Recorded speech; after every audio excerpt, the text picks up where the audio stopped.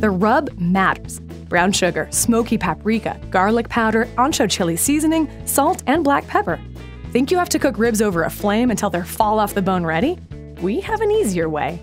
Impress backyard barbecue guests with these finger-lickin' good grilled baby back ribs slathered with a sweet, savory cherry barbecue sauce. Spread a generous amount of onions and garlic in the bottom of a large roasting pan. Place the ribs on top of the onions and garlic. Rub this mixture all over the ribs. The secret? Your oven. These ribs bake on a bed of onions and garlic, absorbing the sweet, savory flavors of a brown sugar spice rub. Add a cup of chicken broth. Tightly cover the pan with foil and bake low and slow in the oven at 250 degrees Fahrenheit for 4 hours. Seriously, all you need to do is slide your roasting pan in the oven and walk away.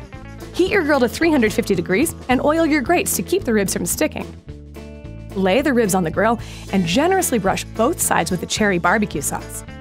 Grill the ribs for 3 minutes on each side. The sauce will caramelize slightly.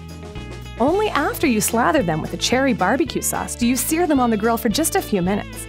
Take the ribs off the grill and let them rest for 10 minutes before slicing. Serve with additional barbecue sauce and sink your teeth into some of the most tender ribs you've ever savored.